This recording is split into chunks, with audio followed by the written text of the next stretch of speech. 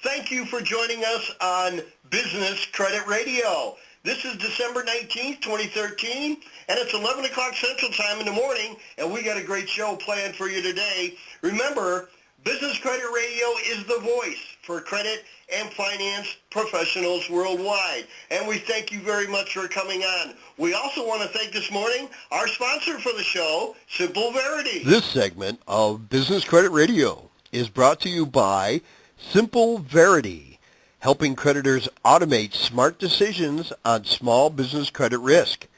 You can reach Simple Verity online at Simple, S-I-M-P-L-E, Verity, V-E-R-I-T-Y, all one word, .com. Contact them today.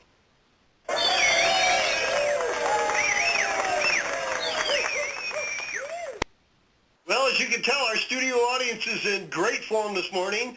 Thank you again for coming on board with Business Credit Radio. I'm your host, Phil Philbin, and today we have a great show for you. Before we get started, I want to talk to any potential callers that we have that may want to come on, talk to our special guest or myself, or just to say hi and Merry Christmas. That would be nice. You can go to our chat room, which is located at www.blogtalkradio.com/creditpros.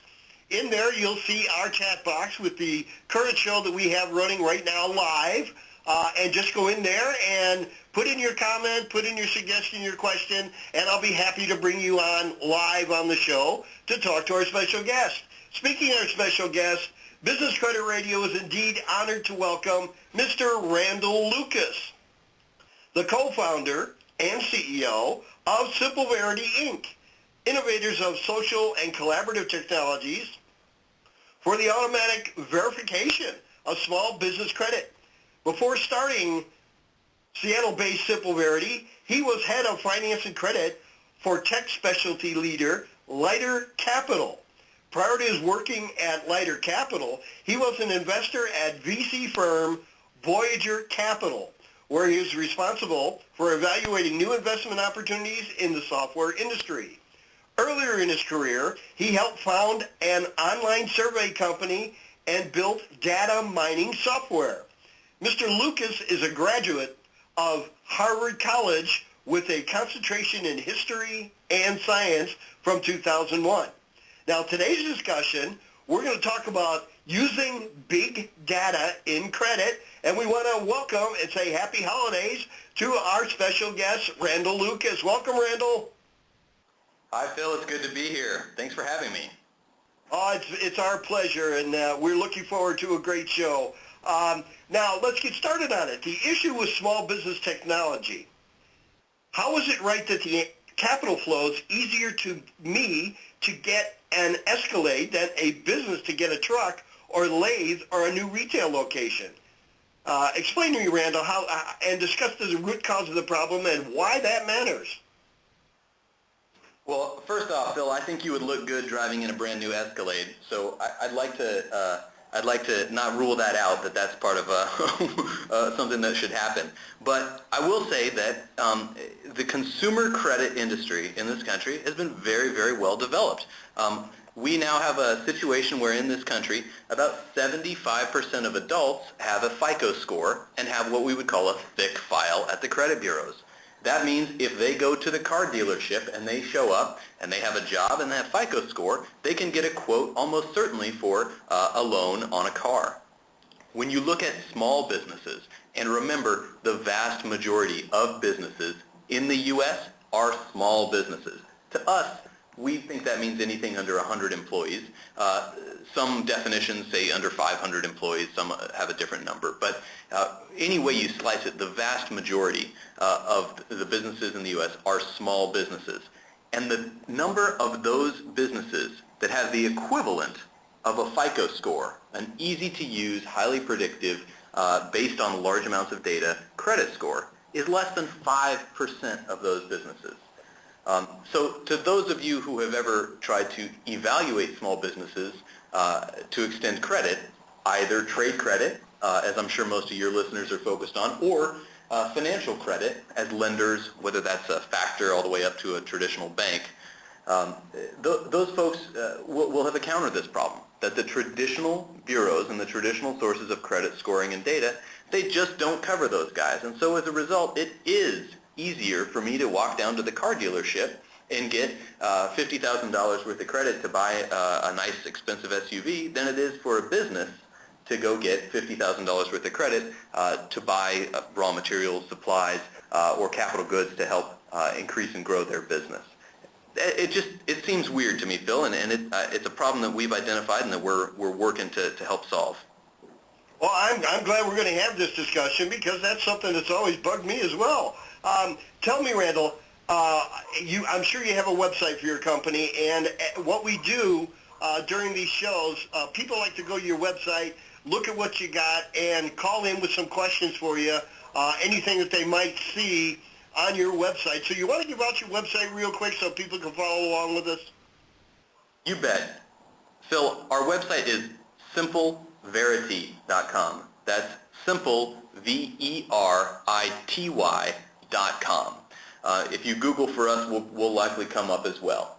And for those of you inclined to give us a call who are perhaps listening to a recorded version after the show airs live, we can be reached at 855-5-VERITY or 855-583-7489. But of course, those of you who are listening live should go ahead and call into the number Phil has provided.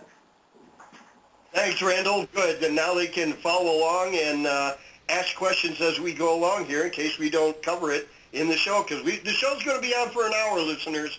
So if you want to call in, you want to ask any questions, our chat room is open, or you can call in direct to 347-989-8342. That's 347-989-8342, and we'll put you on. Anyway, okay, back to what we were talking about. The shortcoming of today's credit verification process for small business. Randall, explore with me and with our guests, our audience, why credit bureaus can't adequately cover small businesses. Why is that? Well, Phil, it all goes to a story that starts back about 150 years ago, and then it takes an abrupt turn in the disco age. So 150 years ago, the way that credit was handled was that the company that would later become Dun & Bradstreet would send a guy out on horseback to visit the debtor or the borrower business. In fact, if you talk to a D&B executive, and I'm sure you have in your career as a credit manager, they're happy to tell you that 4 United States presidents have at one point worked for that company. So it's a venerable company, but literally they would used to send Mr. Abraham Lincoln out to go and do some research on horseback, and that's mostly how it worked up until the 70s. Now in the 1970s, things changed, Phil. A company that would later become one of the well-known top 3 bureaus essentially introduced the concept of using computers and an automated approach to big data in an approach that was appropriate for that age and for that level of technology. And that process is called the trade line process. Phil, do you know what I mean when I say trade lines? Oh boy, do I know what you mean. Yeah, you bet. Yeah, absolutely. So trade lines are the bread and butter of all types of traditional credit reports, consumer